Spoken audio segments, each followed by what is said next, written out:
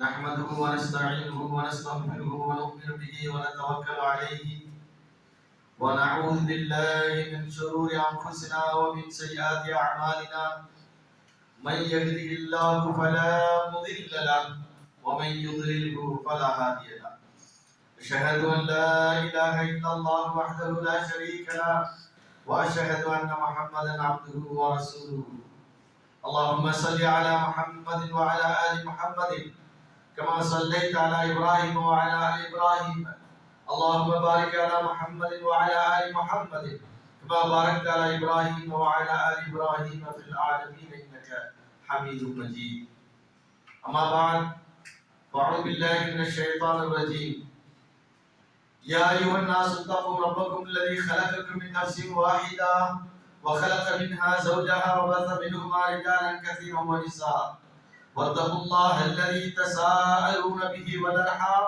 إن الله كان عليكم رقيبا وقال الله عز وجل يا أيها الذين آمنوا اتقوا الله حق تقاته ولا تموتن إلا وأنتم مسلمون وقال الله عز وجل يا أيها الذين آمنوا اتقوا الله وقولوا قولا سديدا يصلح لكم أعمالكم ويغفر لكم ذنوبكم ومن يطع الله ورسوله فقد فاز فوزا عظيما رب اشرح لي صدري ويسر لي امري واحلل عقدة من لساني يفقهوا قولي எல்லா புகழும் ஏக இறைவனாகிய அல்லாஹ் ஒருவனுக்கு நபிகள் ஸல்லல்லாஹு அலைஹி வஸல்லம் அவர்கள் மீதும் அவர்கள் வாழ்வை பின்பற்றி வாழ்ந்த சத்திய சஹாபாக்கள் நல்லவர்கள் நாதாக்கள் உலகத்தில் இருக்கின்ற அனைத்து நன்மக்கள் மீதும் குறிப்பாக இந்த ஜும்மாவிற்கு வந்திருக்கக்கூடிய வரக்கூடிய அனைத்து சகோதர சகோதரி மீதும் அல்லாஹ்வுடைய அன்பும் அருளும் சாந்தியும் சமாதானம் என்றென்றும் நின்றும் நிலவட்டுமாக என்று கூறி ஜும்மாவுடைய முதல் குத்துபாவை ஆரம்பம் செய்கின்றேன்.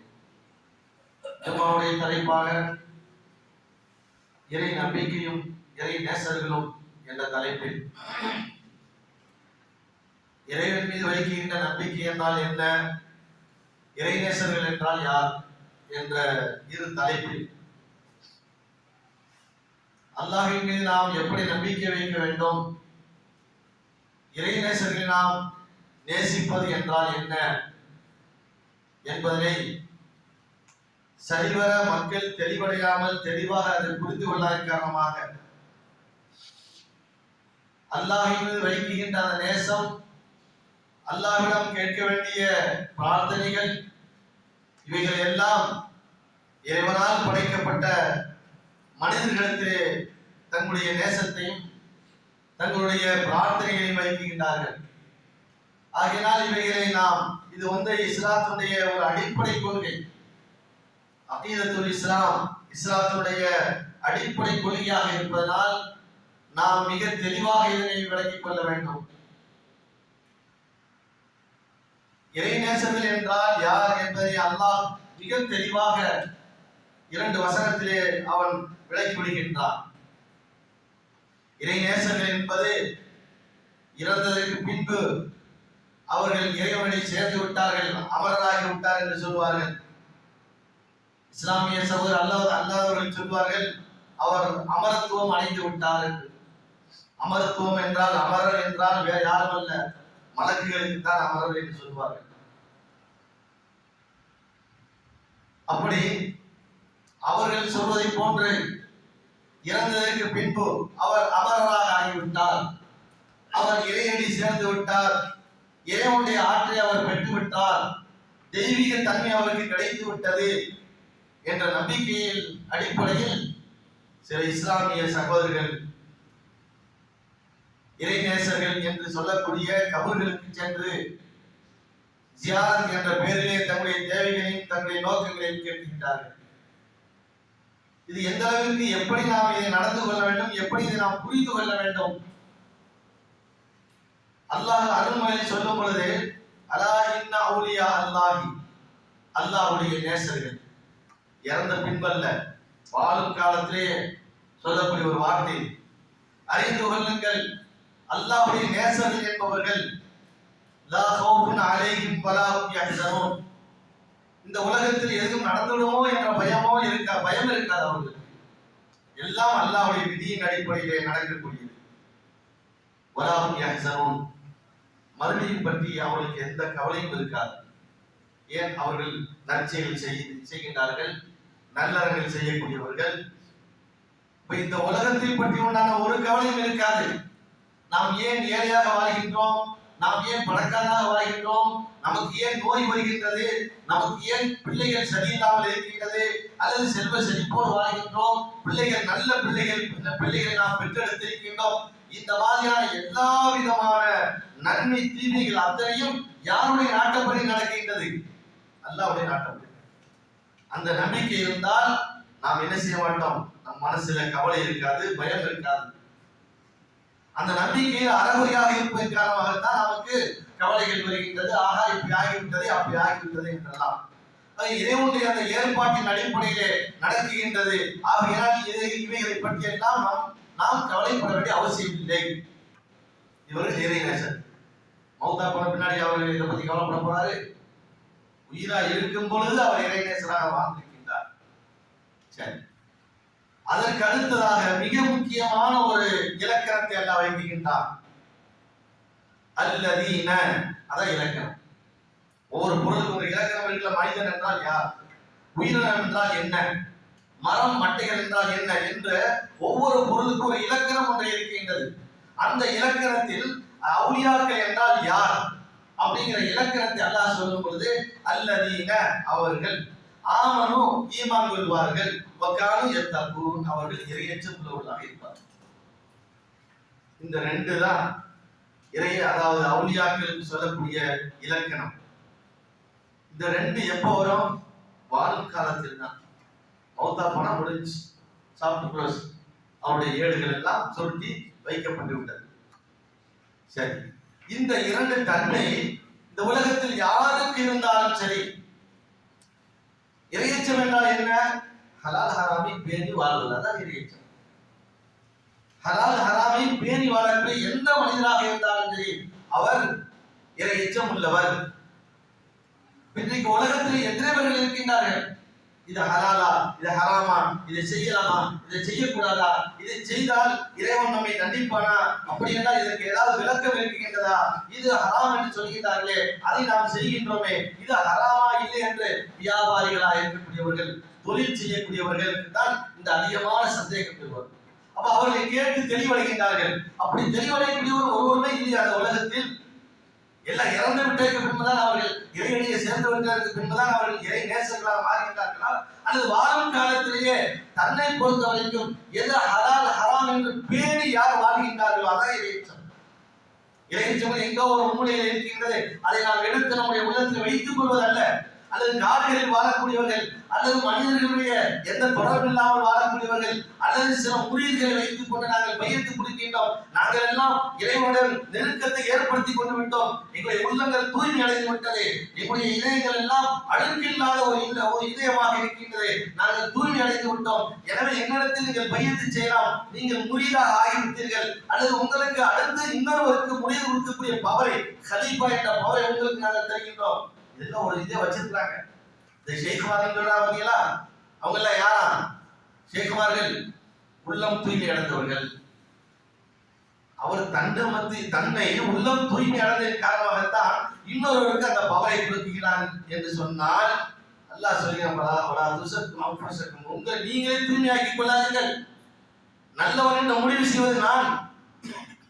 இறையச்சம் என்பது எங்கே யாருக்கு வெளியிலே தெரியுமா? அதனால்தான் அல்லாஹ் ரெண்டை சொன்னான். அல்லதீன ஆமனு, ஈமான் கொண்டவர்கள், அது வெளியிலே தெரியும். வகானு யத்தகூன், இது மறைவான விஷயம். அத்தக்வா ஹாஹுனா என்று நபி அவர்கள் சொன்னார்கள். இறையச்சம் என்பது இதயத்தில் இருக்கின்றது, வெளியில தெரியாது. வெளியில உடைகளை வைத்துக் கொண்டு, ஆடைகளை வைத்துக் கொண்டு, அவருடைய வெளி தோற்றங்களை வைத்துக் கொண்டு இவர் இறையச்சம் உள்ளவர் என்று எவரும் கண்டுபிடிக்க முடியாது. ஏன்? அது இறை தூதாக இருந்தாலும் சரி, இவர் இறையச்சம் இவருக்கு வந்துவிட்டது என்று அவரும் சொல்ல முடியாது.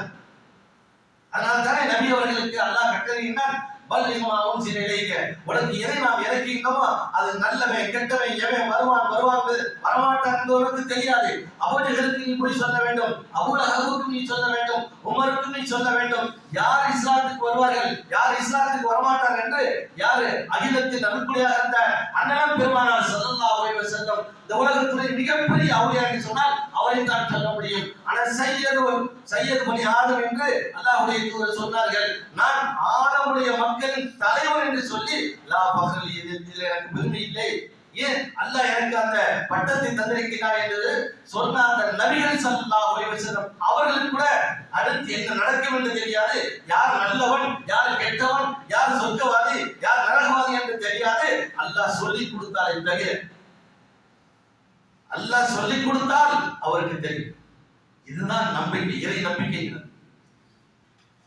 எப்படி இந்த உலகத்திலே செத்த பிணமாக ஆனதற்கு பின்பு, மண்ணோடு மக்கி மடிந்ததற்கு பின்பு அவருக்கு என்று ஒரு பவர் வந்து விடுகின்றது, அவருக்கு ஒரு ஆற்றல் வந்து விடுகின்றது என்று நம்பக்கூடியவன் அவன் மூமின் என்பதை ஒரு பக்கம் இருக்கட்டும், ஒன்னாம் நம்பர் முட்டாள் என்று அவன் ஆக்கிக் கொள்ள வேண்டும். அறியாமையிலே உச்சகட்டத்தில் அவர் இருக்கின்றார். அவுலியாக்கள் என்ற பெயரிலே அங்கு போய் நாம் கேட்கின்றோம். அவுலியாக்கள் என்று சொல்கின்றார்கள். இவர்கள் எல்லாம் நாம கேட்கக்கூடியது, நாம இங்க துவா கேட்கிறோம். ஒரு உதாரணத்துக்கு சொல்லிக்கிறேன், அது பின்னாடி விஷயம் வருகின்றேன் அந்த செய்திகளை சொல்வது. சரி, இந்த அவுலியாக்கள் போறாங்க பார்த்தீங்களா, இந்த இறை நேசத்தை போறாங்கல்ல, எப்போ போவாங்க? ஏதாவது ஒரு கஷ்டம் வந்தது போவோம். அப்படிதான் கஷ்டம் வரணும், சிரமம், அல்லது நான் கஷ்டம் நீங்கணும், அல்லது நமக்கு செல்வம் பெருக்கணும், நமக்கு வந்து நோயினுடைய ரொம்ப ரொம்ப கஷ்டமா இருக்கு, நோய் போகவே மாட்டேங்குது, அது ஏதாவது ஒரு தர்காவுக்கு போவோம் என்று ஒரு சிரமம் வரும் பொழுது, ஒரு முசீபத்து வரும் பொழுது அதை தர்காவை நாடி செல்கின்றார்கள். அல்லாஹ் கேட்கின்றார், அம்மை யுஜீபுல் முல்தர் இதா தஆஹு. யார் கபர்களுக்கெல்லாம் செல்கின்றார்களோ, இறை நம்பிக்கையாளர்கள் என்று அவுலியாக்கள் என்று நம்புகின்றார்களோ, அந்த நம்பிக்கையாளர் அந்த இறை அவுலியாக்களுக்கு தனி விசேஷம் இருக்கின்றது, அவருக்கு தனி பவர் இருக்கிறது என்றெல்லாம் நம்புகின்றார்களோ, அந்த மனிதர்களை எல்லாம் பார்த்து கேட்கின்றான். அம்மை யுஜீபுல் முல்தர், சிரமப்பட்ட மனிதனுக்கு பதில் சொல்லுவோம் யார் இந்த உலகத்தில் இருக்கின்றார்? ஒரு மனிதனுக்கு கஷ்டம் இருக்கின்றது, சிரமம் இருக்கின்றது, வறுமை இருக்கின்றது, வியாபாரத்திலே எந்த விதமான லாபம் கிடைக்காமல் நஷ்டத்திலேயே அவன் வாழ்ந்து கொண்டிருக்கின்றான், கவலையிலே வாழ்ந்து கொண்டிருக்கின்றான். இந்த மாதிரியான முல்தர், நிர்பந்திக்கப்பட்ட ஒருவன், சிரமத்தில் இருக்கின்ற ஒருவனுக்கு பதில் கொடுப்பவன் யார் இந்த உலகத்தில் இருக்கின்றது? இதா தஆஹு, அவனை அழைத்தால் நீ யார் வேணாலும் அழைத்துக்கொள், அது நபியாக இருந்தாலும் சரி, அவுலியாக இருந்தாலும் சரி, அல்லது மலக்கும் கரபின் என்று இருக்கக்கூடிய இறைவனுக்கு மிக நெருக்கமான மலக்குகள் இருக்கின்றார்களே, ஜிப்ரீல், அந்த மலக்காக இருந்தாலும் சரி, மலக்காக இருந்தாலும் சரி, மனிதர்களாக இருந்தாலும் சரி, யாரை வேணாலும் நீ அழைத்துக்கொள், ஆனால் உன்னுடைய அழைப்புக்கு பதில் சொல்பவன் யார் தெரியுமா? வயக்ஷிபு ஸூஅ, உன்னுடைய கஷ்டத்தை நீக்குபவன் யார்? இந்த நேரத்துல இந்த தர்காக்களுக்கு செல்லக்கூடியவர்கள் எல்லாம் சொல்லுவார்கள், எல்லாமே அல்லாஹ் தான் போக்குறேன், அல்லாஹ்வுடைய நாட்டப்படிதான் நடக்குது, எங்களுக்கு அதிகம் முழு நம்பிக்கை இருக்குது, அல்லாஹ் நாடாத ஒன்று நடக்காது, அல்லாஹ் தான் எங்களுக்கு வசதி தருகின்றான், அல்லாஹ் தான் எங்களுடைய கஷ்டத்தை போக்குகின்றான் என்ற நம்பிக்கை எங்களுக்கு இருக்கின்றது. நாங்க வந்து அவுலியாக்களை நாங்கள் இறைவன் அடியார்கள் தான் சொல்கின்றமே தவிர அவர்களை இறைவன் என்று நாங்கள் சொல்லவில்லையே. இறைவனை நெருக்கத்தை பெற்றவர்கள், அவர் எங்களுடைய கஷ்டத்தை போக்குவார் என்று நாங்கள் சொல்லவில்லை. அவர் எங்களுக்கு அவனை பிரார்த்தனை பண்ணுவார், எங்களுடைய கஷ்டம் போகும். இது எவ்வளவு ஒரு அறிவீனமான ஒரு நம்பிக்கை என்று பாருங்கள். அல்லாஹ் கேட்கின்றான், உங்களுடைய கஷ்டத்தை போக்குவன் யார்? சரி, வைத்துக் கொள்வோம், அப்படியே அவர்கள் இருந்தார்கள். அங்க போய் கேட்கிறது சிறந்ததா, பள்ளிவாசல் அவர் கேட்கிறது சிறந்தது? ஒரு கபரிலே வச்சிருக்கோம், அவர் நல்ல மனிதர், இறைநேசன், எல்லாத்தையும் விடுங்க, சஹாபாக்கள் இறைநேசர்கள், அதிலே சந்தேகம் இருக்குதா? சந்தேகமே கிடையாது. அபூபக்கர், உஸ்மான் போன்ற சத்திய சஹாபாக்கள், 10,000 சஹாபாக்கள் இங்கே அடங்கியிருக்கின்றார்கள். ஜன்னத்துல் பக்கி என்ற மதீனாவிலே அடங்கியிருக்கின்றார்கள். ஏன்? அவர்களுக்கெல்லாம் தலைவராக இருந்த நபிகள் ஸல்லல்லாஹு அலைஹி வஸல்லம் கபர் எங்கே இருக்கின்றது? மதீனாவிலே இருக்கின்றது. அந்த மதீனாவுடைய கபரில் உட்கார்ந்து நீங்கள் கேட்டாலும் கேட்பதை விட அந்த பள்ளியில் தொழுவதுதான் 2 ரக்காத் தொழுவதுதான் சிறப்பை தவிர அங்கு உட்கார்ந்து துஆ கேட்கிறது சிறப்பு அல்ல. நபி அவர்கள் சொன்னார்களே, சிறந்த இடம் காபத்துல்லா, மதீனா முனவ்வரா, பைத்துல் முகத்தஸ், இந்த 3 இடம் சிறந்தது என்று சொன்னார்களே, நான் அடங்கி இருக்கின்ற இடம் சிறந்தது என்று சொல்லவில்லை. அங்கே தொழுதவர்களுக்கு நன்மை கிடைக்கும் என்று சொன்னார்களே தவிர, அந்த இடத்தில் நான் கபரிலே இருக்கின்றேன், அந்த கபருக்கு அருகாமையில் நீங்கள் என்னிடத்தில் உட்கார்ந்து நீங்கள் பிரார்த்தனை பண்ணினால், துஆ செய்தால் நான் அந்த துஆவை கேட்பேன், உங்களுக்கு பதில் சொல்வேன், உங்களை கஷ்டத்தை போக்குவேன் என்று சொல்லவில்லை. சொல்லக்கூடிய தைரியம் அவருக்கும் கிடையாது. இன் அஸைது ரப்பி இன்னி அகாஃபு இன் அஸைது ரப்பி அஸாப யௌமின் அதீம். யார் சொன்னது? நபிகள் ஸல்லல்லாஹு அலைஹி வஸல்லம் அவர்கள் சொன்னார்கள். இன்னி அகாஃபு, நான் அல்லாஹ்வை பயப்படுகிறேன். இன் அஸைது ரப்பி, என் இறைவனுக்கு நான் மாறு செய்தால் அஸாப யௌமின் அதீம், அந்த மகத்தான வேதனை நாளை நான் பயப்படுகிறேன் என்று நபிகள் அவர்கள் சொன்னார்கள். அந்த நபி கூட சொல்லவில்லை, என்னுடைய கபருக்கு வந்து நீங்கள் பிரார்த்தனை செய்யுங்கள், நான் உங்களுடைய துஆக்களை ஏற்றுக்கொண்டு அல்லாஹ்விடம் உங்களுக்காக பிரார்த்தனை பண்ணுகிறேன் என்று சொல்லாத நபி அவர்கள் அந்த மதீனாவுடைய பள்ளியை தான் சிறப்பு என்று சொன்னார்கள். சரி, நம்ம ஊர்ல ஒரு கபர் இருக்குன்னு வச்சுக்கிறோம், அந்த கபர்ல போய் கேட்கறது சிறந்ததா அல்ல நம்ம ஊருடைய பள்ளியில உட்கார்ந்து கேட்கறது சிறந்ததா? பள்ளியை விட கபரிஸ்தான் சிறந்ததா? சிந்திக்க வேண்டும். அவர் நல்லவராக இருக்கட்டும், அங்கே அடங்கி இருப்பவர் நல்ல மனிதர் என்று வைத்துக் கொள்வோம், அவர் சிறந்தவர் இறை நேசர் என்று வைத்துக் கொள்வோம். அங்கே உட்கார்ந்து கேட்பது சிறந்ததா அல்லது பள்ளியில் உட்கார்ந்து கேட்பது சிறந்ததா? சிந்தித்து பார்க்க. சரி, இன்னும் தெளிவாக சொல்ல வேண்டும் என்றால், அறிவுள்ள மக்கள் அல்லாஹ் சொல்லினானே, அப்பலா யததப்பரும், சிந்திக்க வேண்டாமா? உங்களுடைய இதயத்தில் பூட்டு இருக்கின்றதா, பூட்டு போடப்பட்டிருக்கிறதா என்று கேட்கின்றானே, அப்படிப்பட்ட இதயமுள்ள அறிவுள்ள ஒவ்வொரு மனிதனுக்கும் நான் சொல்லக்கூடிய ஒரு செய்திதான் என்ன தெரியுமா? அவர் உண்மையிலே நல்ல மனிதராக இருந்திருப்பார். அவர் உயிருடன் வாழ்கின்றார். எந்த அவுலியாவை, இறை நேசரை வாழும் காலத்தில் முஹையீன் அப்துல் காதராக இருந்தாலும் சரி, அல்லது ஏர்வாடியில் இருக்கின்ற இப்ராஹிமாக இருந்தாலும் சரி, அல்லது நாகூரில் இருக்கின்ற ஷாவுல் மீது பாதுஷா என்று சொல்கிறாரே அவராக இருந்தால், அவர் உயிரும் வாழும் காலத்தில் நல்ல மனிதராக வாழ்ந்திருப்பாரு. எல்லாருக்கும் தெரிஞ்சிருக்கிறனால தான் அவர்களுடைய கபருக்கு நம்ம போயிட்டு இருக்கிறோம். அங்கே கபரை என்ன செய்கின்றோம்? துஆ கேட்கின்றோம். அங்கே கபரை என்ன செய்கின்றோம்? ஊதுபத்தியை பொருத்தி வைக்கின்றோம். அந்த கபரில் என்ன செய்கின்றோம்? வாழைப்பழங்களை கொண்டு வந்து வைக்கின்றோம், தேங்காவை கொண்டு வந்து வைக்கின்றோம். நான் கேட்கிறேன், அந்த அவுலியா வாழும் காலத்தில் அவர் முன்னாடி என்னைக்காவது ஊதுபத்தியை பொருத்தி வச்சிருக்காங்களா? இல்ல வச்சா அவர் விடுவாரா? நான் செத்தா போயிட்டேன், எந்த அவுலியாவாவது ஏற்றுக்கொள்வாரா? சிந்திக்க வேண்டும். அறிவுள்ள மக்கள் சிந்திக்க வேண்டும். ஏதோ உயிராக இருக்கும் பொழுது அவருக்கு முன்பு ஒரு பதார்த்தங்களை பழங்களை வைத்து அல்லது ஊதுபத்தியை பொருத்தி வைத்து அல்லது அவருக்கு முன்பு உட்கார்ந்து கொண்டு அப்படி உட்கார்ந்துக்கிறார்.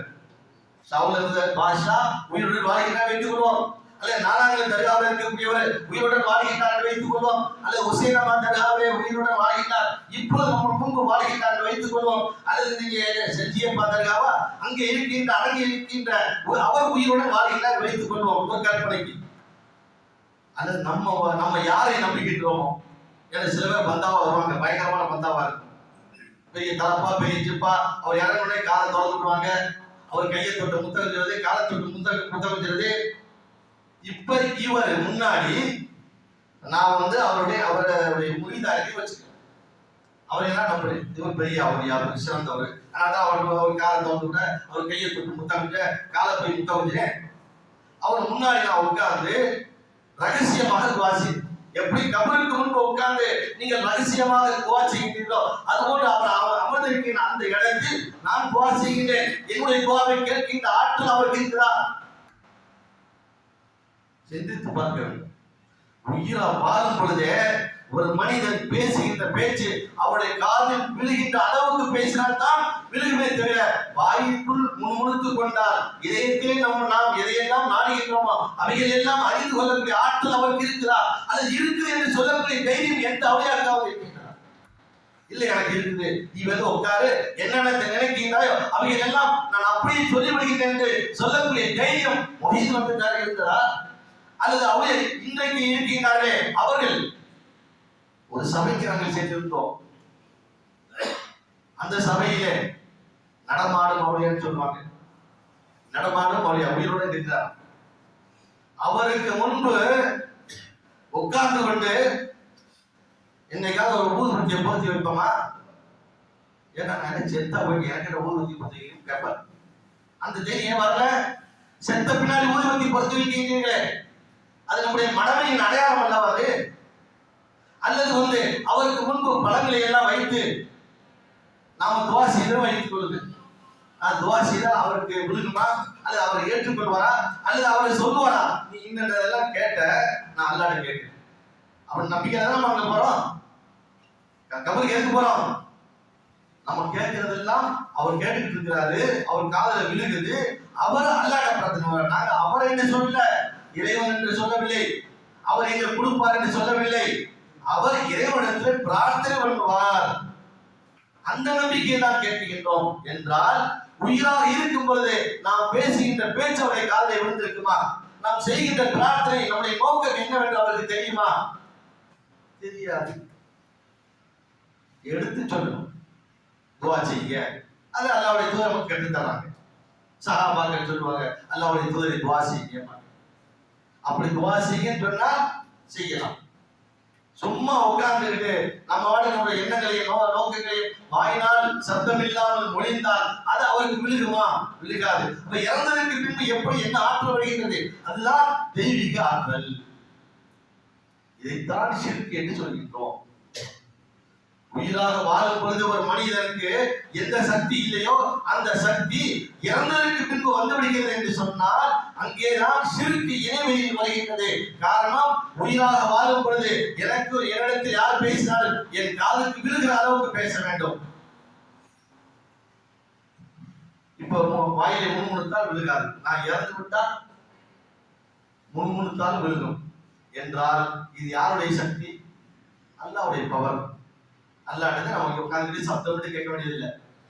வலா ததீர் பிஸலாத்தி, உங்களுடைய நீங்க என்ன செய்ய வேண்டியதில்லை, சப்தமிட்டு கேட்காதீங்க. அல்லாஹ் வாயினால் சப்தம் இல்லாமல் மொழியுங்கள், பிரார்த்தனை பண்ணுங்கள். சப்தமிட்டால் பிரார்த்தனை பண்ணாதீங்க என்ற குர்ஆனில் அல்லாஹ் கட்டளையிடுகிறான். ஏன்? உங்களுடைய நோக்கங்களை எண்ணங்களையும் சப்தமிட்டு பகிரங்கமாக நீங்க சொல்லாதீர்கள், என்னிடத்தில் கேளுங்கள்.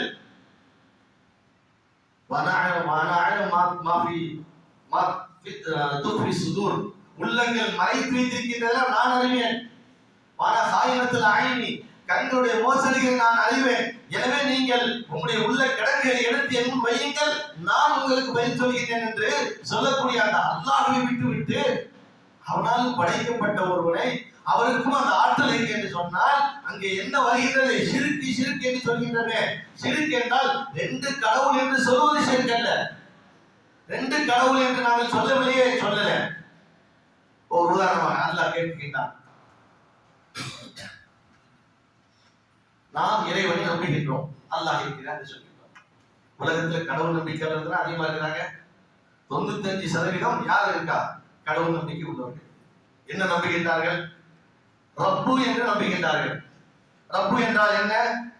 என்னை படைத்தவன், எனக்கு வாழ்க்கை வசதியை கொடுப்பவன், மலையை இறக்குபவன், மலையை நிறுத்துபவன். இதை போய் ஒரு காப்பிட்ட கேட்க அவனு சொல்லுவேன், இந்த கடவுள் பார்த்து செய்யணுங்க, அவன் பார்த்து செய்ய நம்ம ஒன்றும் வாழ முடியாது. இந்த நம்பிக்கை அவனுக்கு இருக்குதா இல்லையா? அல்லாஹ் குர்ஆனை சொல்லி கேட்கின்றான், இந்த காப்பிடத்தில் நீ கேட்டுப்பார், இந்த வானத்தில் மழையை பொழிய வைத்தது யார் என்று கேளு, இந்த பூமியை படைத்தது யார் என்று கேளு, உன்னை படைத்தது யார் என்று கேளு. அப்பொழுது அல்லாஹ் என்று சொல்வார்கள். அல்லாஹ் அரபி வார்த்தை. இவன்கிட்ட போய் கேட்கிறேன், கடவுள் என்று சொல்லுவான், இறைவன் என்று சொல்லுவான். அவன் சொல்கின்ற அந்த வார்த்தைக்கும் நீ சொல்கின்ற இந்த வார்த்தைக்கும் என்ன வேறுபாடு இருக்கின்றது? நான் உனக்கு நம்பிக்கை இல்லாம சொல்றேன், நமக்கும் நம்பிக்கை இருக்கின்றது. இந்த பூமியில அல்லாஹ் வானத்திலிருந்து மழையை புரிய வைக்கின்றான் என்று சொன்னால் யார் புரிய வைக்கின்றார்? கடவுள் புரிய வைக்கின்றார். இந்த நம்பிக்கை எனக்கு இருக்கிறது ஈமான். அதே ஈமான் யாருக்கு இருக்குது? காபிருக்கும் இருக்குது.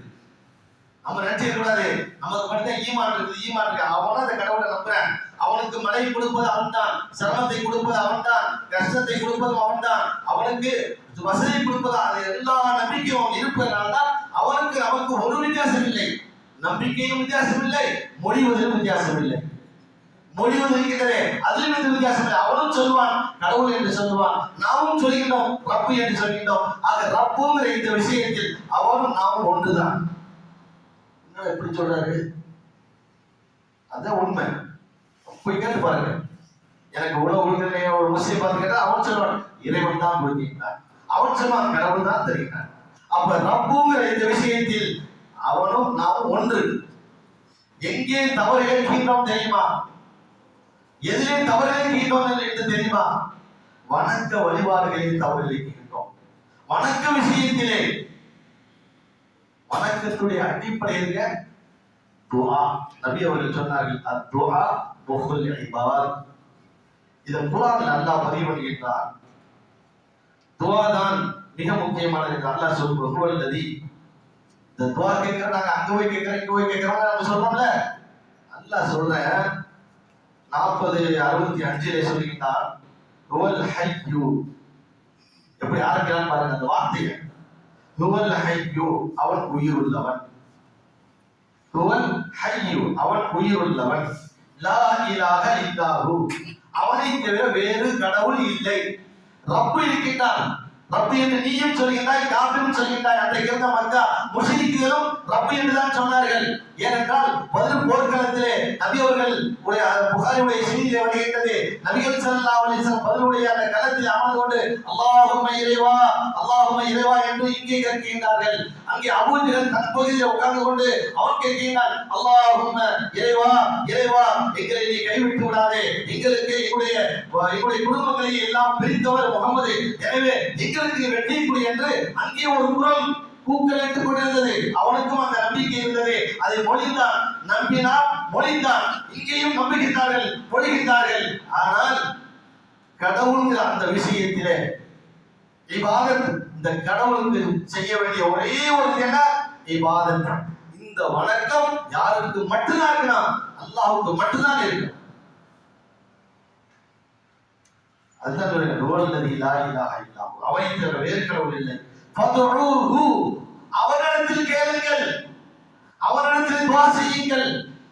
இவர் வியாக்கியானம் சொல்றாரு.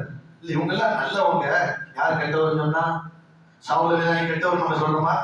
அவர் விபச்சாரம் பண்ணாரு, அவர் குடி வைத்து அவர் கூத்து குமாரமா வாழ்ந்தாரு, வணிகத்தில் வந்திருக்காரு, ஆள் சரியில்லாத ஆளு, மோசமான ஆளு, அவர் கூத்து குடிமா இந்த உலகத்துல வாழ்ந்தாரு, வட்டிக்கு வாங்கினாரு, பொய் சொன்னாரு, பிராடு பண்ணாரு, பித்தாட்டம் பண்ணாரு என்றெல்லாம் அவரை நாம் சொல்லிக்கிறோமா? அவர் நல்லவர் தான், எல்லோரும் நல்லவர்கள் தான். ஆனா அல்லாஹ் சொல்கிறான் அவர் நல்லவராக இருந்தால் அதுக்கு அங்கே உட்கார்ந்து பிரார்த்தனை பண்ணாதே. லா ஹுவல் ஹய்யு, உயிருள்ளவன் யார் இருக்கிறான் அவனிடத்தில் கேளு. எப்படி குர்ஆனுடைய வாசகங்களை குர்ஆனுடைய படித்தால் தெரியும், தெளிவடைந்துள்ளோம். நம்முடைய அறிவை அல்லாஹ் மிக தெளிவாக ஆக்க வேண்டும். அல்லாஹ் குர்ஆனில் சொல்லும் பொழுது அவனிடத்தில் நீங்க துஆ செய்யுங்கள். அவன் யார் என்று சொன்னால் ஹய்யுன் லா இலாஹ இல்லல்லாஹு, அவன் உயிருள்ளவன். எப்படி சொல்றான்னு பாருங்க. இன்னைக்காச்சும் இந்த மாதிரி வசனங்களை எடுத்து நம்ம படிச்சு பார்த்துக்கிறோமா? அந்த கபர் முட்டிகளுக்கு, கபர்களுக்கு போகக்கூடியவர்கள், கபரில் அங்கே நல்லவர்கள் அடையிருக்கிறார்கள் சொல்கிறார்களே, அப்படிப்பட்டவர்கள் இந்த வசனத்தை எடுத்து படித்து ஆழ சிந்திக்க வேண்டும். லா இலாஹ இல்லல்லாஹு ஹுவல் ஹய்யு லா இலாஹ இல்லல்லாஹு, அவன் உயிருள்ளவன். எனவே ஃபதுஊஹு, அவனிடத்தில் அடையுங்கள், அவனிடத்தில் துஆ செய்யுங்கள். எப்படி துஆ செய்யணும்? முஹ்லிஸீன லஹுத்தீன், மார்க்கம் அவனுக்கு உரியது. யாருக்குரிய மார்க்கம்? அவுலியாக்களுக்குரிய மார்க்கம் அல்ல, நபிக்குரிய மார்க்கம் அல்ல, அன்பியாக்களுக்குரிய மார்க்கம் அல்ல, மலக்குகளுக்குரிய மார்க்கம் அல்ல. முஹ்லிஸீன லஹுத்தீன். இந்த நம்பிக்கை இருந்தால் நம்ம அங்க போய் துஆ செய்வோமா? பள்ளியில உட்கார்ந்து துஆ செய்வோமா? எங்க உட்கார்ந்து துஆ செய்வோம்? வியாக்கியானம் பேசுகிறார்கள். அவர் நல்லவர், நாமெல்லாம் தப்பு செய்யறோம்.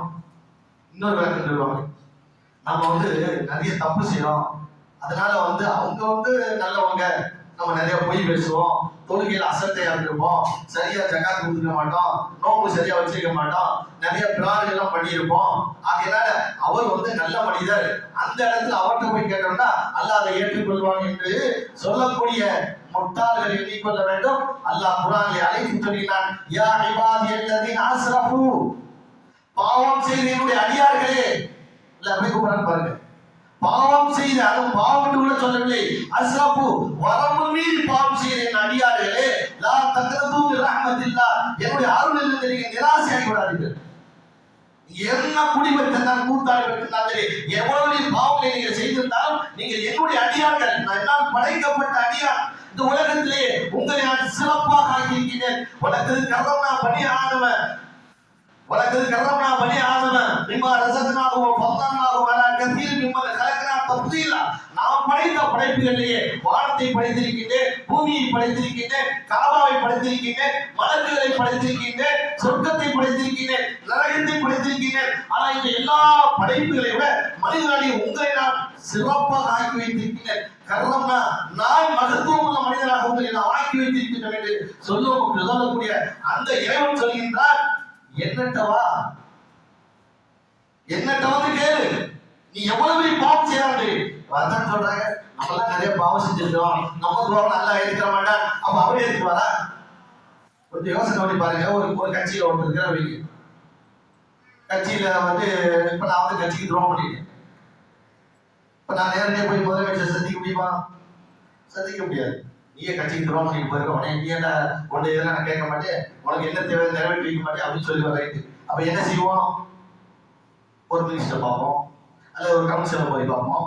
அது மாதிரி இவங்க எல்லாம் அப்ப தப்புக்கு துணை வராதா இவரு? அல்லாஹ் சொல்கின்றான், மனிதர்களே உங்களை நான் படைத்தேன், நீங்கள் பாவம் செய்திருந்தாலும் பரவாயில்லை, என்னிடத்தில் வாருங்கள், நான் உங்களுக்கு உங்களுடைய இன்னல்லாஹ யக்ஃபிரு துனூப ஜமீஆ, எல்லா பாவங்களையும் நான் மன்னித்து விடுகின்றேன். அவர் மன்னிப்பாரா? என்ன பிரார்த்தனை பண்ணி போட்டு என்ன வரிய போயிடா உனக்கு இறங்குற அதாவது எனக்கு வேண்டி சொல்லுவாரா? இல்ல அவரு சரி வாப்பா வந்து நான் உனக்கு துவா செய்கிறேன் சொல்லுவாரா? என்ன சொல்லுவார்?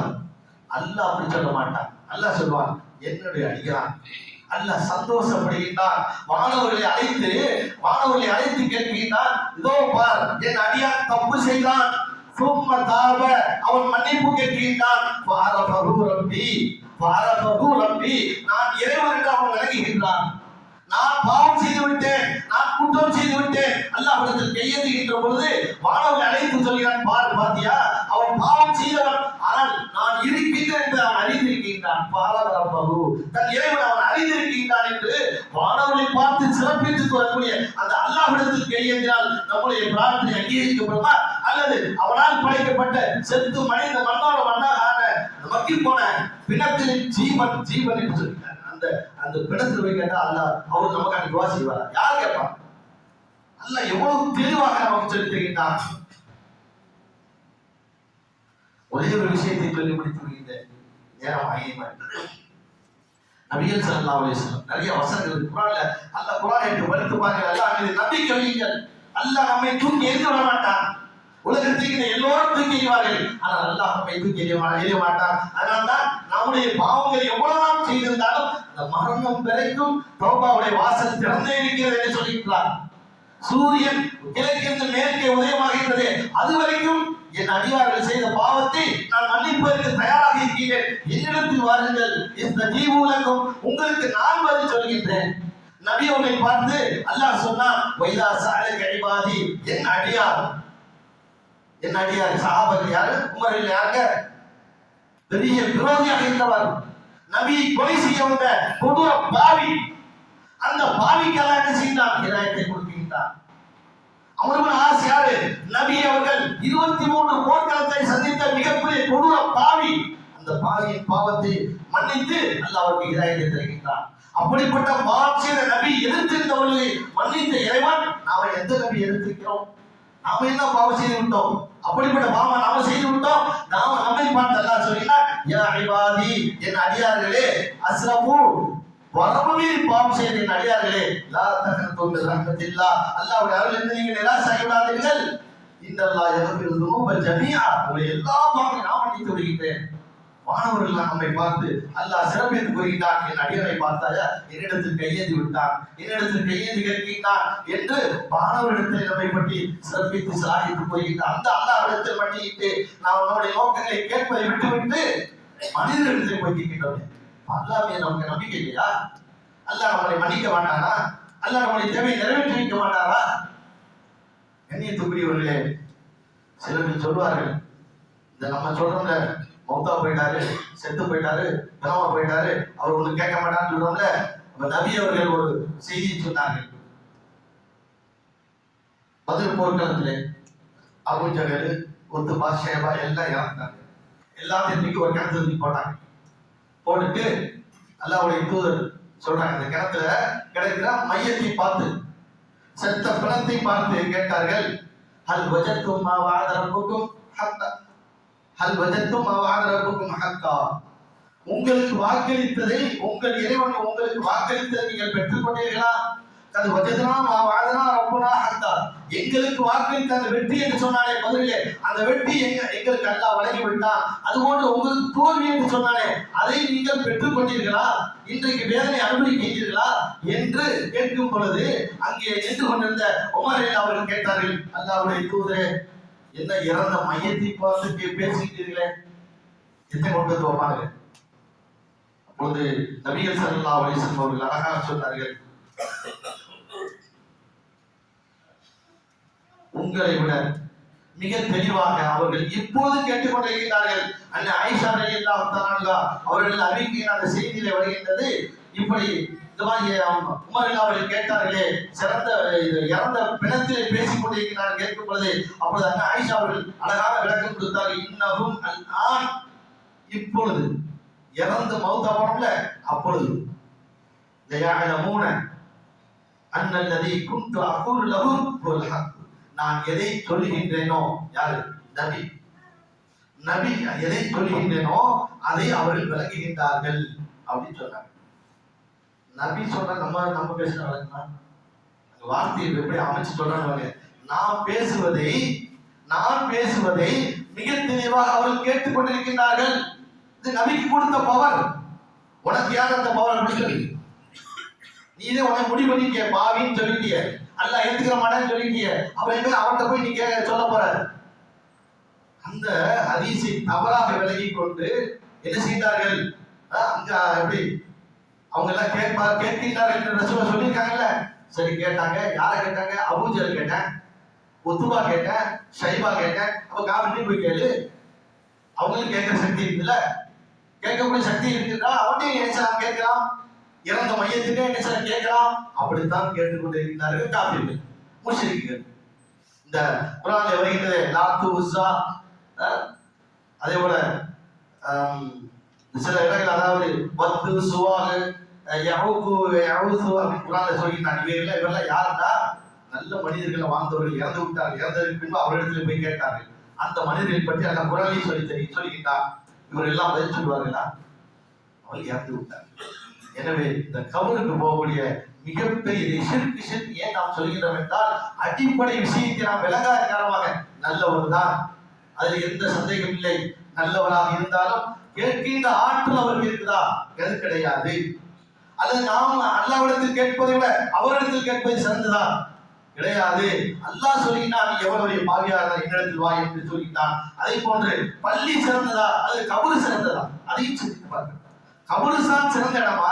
உலகத்திலேயே சிறந்த இடம் பள்ளி என்று அல்லாஹ் வைத்து சொல்லியிருக்கும் பொழுது அந்த பள்ளியிலே மண்டியிட்டு அல்லாஹ்விடத்தில் என்ன செய்ய கேட்க வேண்டியதுதானே? எனவே கணியத்துக்குரியவர்களே, குர்ஆனுடைய வசனங்களை நிறைய சம்பந்தமாக வருகின்றது. நாம் தவறாக என்ன செய்து விடாது. இறந்ததற்கு பின்பு அவருடைய கபூர்லை, ஒரு கபூர் செஞ்சியப்பாவா, ஊருக்கு ஒரு கபூர் இருக்குங்க எல்லா ஊர்லயும். ஒரே ஒரு விஷயத்தை மட்டும் சொல்லி முடிச்சாங்க. இந்த மக்காவில் சிலை வணக்கங்களை எப்படி வச்சிருக்கீங்களா? தப்சீர் இதுல புகாரியுடைய விரிவுரை ஃபத்ஹுல் பாரி அப்படிங்கிற விரிவுரையில இப்னு கஸீர் ரஹ்மத்துல்லாஹி அலைஹி அவங்க எழுதுறாங்க, இந்த சிலை வணக்கம் என்பதை இந்தியாவிலிருந்து உருவாகி அது அரபு நாட்டுக்கு போச்சு. அரபு நாட்டுக்கு எப்படி போச்சா? அதுக்கு முன்னாடி இறந்த மனிதர்களுக்கு தான் கேட்டுட்டு இருக்காங்க. சிலையை வடித்து அதிலிருந்து கேட்கக்கூடிய அந்த பழக்கம் எங்கிருந்து வந்ததா? இந்தியாவிலிருந்து போனது என்று ஒரு குறிப்பு எழுதி வைத்திருக்கிறார். இங்க இருந்து அதெல்லாம் போச்சு. அதுதான் அங்க என்ன செய்யறாங்க, அமருல் லொஹி என்ற ஒரு மனிதன் தான் முதல்ல அங்க போய் சிலையை வச்சிருக்காங்க. அப்ப இந்த மாதிரி சிலையை வச்சு கேட்டாலும் சரி, அல்லது சிலை இல்லாமல் கேட்டாலும் சரி, அல்லது மரத்தை வைத்து கேட்டாலும் சரி, அல்லது சிலுவை வைத்து கேட்டாலும் சரி, அல்லது போர்வை வைத்து கேட்டாலும் சரி, கபருக்கு முன்பு கேட்டாலும் சரி, எங்கு கேட்பதும் அது ஷிர்க் என்பதை நாம் தெளிவாக விளங்கிக் கொள்ள வேண்டும். எல்லாம் வல்ல அல்லாஹ் ஜல்ல ஷானஹு தஆலா நம்முடைய ஈமானை பாதுகாத்து, இறை நம்பிக்கையை பாதுகாத்து, அல்லாஹ்வுடைய நல்லடியார்களாக நீங்களும் நாமும் ஆக வேண்டும். அல்லாஹ் அருள் புரிவானாக. வாசிக்கிறோம்.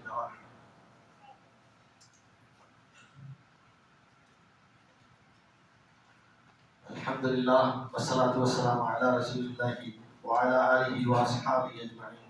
அம்மா பஅத். கண்ணியத்திற்குரிய அல்லாஹ்வுடைய நல்லடியார்களே, நாம் ஈமான் என்ற அந்த இறை நம்பிக்கை தெளிவாக இருந்தால்தான் நம்முடைய வணக்க வழிபாடுகள் எல்லாம் அனைத்து வணக்கங்கள், வணக்கம் என்று சொன்னால் தொழுவது மட்டுமல்ல, தொழுகை, நோன்பு, ஜக்காத்து, நேர்ச்சைகள், ஆடறுப்பது, ஆடறுத்து கொடுக்குறாங்கல்ல, அதை சிலர்கள் சொல்லுவாங்க, நாங்க பிஸ்மில்லா சொல்லி தானே இருக்கிறோம். அல்லாஹ் சொல்லும் போது பிஸ்மில்லா சொல்றது மட்டும் சொல்லல, இன்னொன்றை சேர்த்து சொல்கின்றான். யாருக்காக அறுக்கப்படுகின்றது, யாருக்காக இறக்கப்படுகின்றது அதையும் சேர்த்து அல்லாஹ்வுக்காக, அல்லாஹ்வுடைய பெயரையும் சொல்ல வேண்டும், அல்லாஹ்வுக்காக நீங்கள் அறுக்க வேண்டும். அப்படி அறுத்தால்தான் அந்த நன்மையை அல்லாஹ் உங்களுக்கு வழங்குவான். ஒருத்தர் சொன்னாரு, ஒருத்தர் என்னுடைய தாயாருக்கு நான் துவா ஓதி ஆடு எடுத்து என்ன செய்றேன், எல்லாத்தையும் சாப்பாடு கொடுக்குறேன். இது யாருமே விதத்து சொல்றது இல்லை, யாருமே ஷிர்க்கு சொல்றதே இல்லை. இந்த தவிர்க்கார பயிர்கள் என்ன செய்யறாங்கன்னா அவுலியாக்கள் கொடுத்தா அப்படியே ஷிர்க்குங்கிறாங்க. அவங்களுடைய தாயாருக்கு கொடுத்தால் அது ஷிர்க் இல்லை என்று சொல்கிறார்கள். ஆனால் அவுலியாக்களுக்கு ஆடு எடுத்தால் அது ஷிர்க் என்று சொல்கிறார்கள். இது என்னடா தவீது என்று கேட்கின்றார்கள். அவர்கள் தெளிவாக தெரிந்து கொள்ள வேண்டும். அந்த ஆட்டை தாய் அடங்கியிருக்கின்ற கபர்ல போய் அறுக்கல, 4 பேர்த்த கூட்டு போய் கபரிஸ்தான சாப்பாடு போடல. என் தாயார் இறந்து விட்டார், என் தந்தை இறந்து விட்டார், என்னுடைய மனைவி இறந்து விட்டார், அல்லது கணவன் இறந்து விட்டார், அல்லது பிள்ளைகள் இறந்து விட்டால் என் வீட்டில இருந்து சாப்பாடு ஆக்கி 4 பேருக்கு சாப்பாடு கொடுக்குறேன். ஆனா நீ ஏன் கபர்ல போய் கொடுக்குற? அப்ப நோக்கம் என்ன? உன்னுடைய கஷ்டம் போகணும். நீ ஆடு இருக்கிற அங்க போய் அறுக்கிறது எதுக்கு? அங்க போய் சாப்பாடு போடுறது எதுக்கு? அங்க போய் கொடுத்தால் அவர் நமக்கு துவா செய்வார். அதை இருக்கிறது நிறைய வித்தியாசங்கள் இருக்கின்றது, வேறுபாடு இருக்கின்றது. எனவே குர்ஆனை நாம் தெளிவாக படித்து உணர்ந்து அந்த அடிப்படையில் நம்முடைய ஈமானை பாதுகாக்க வேண்டும்.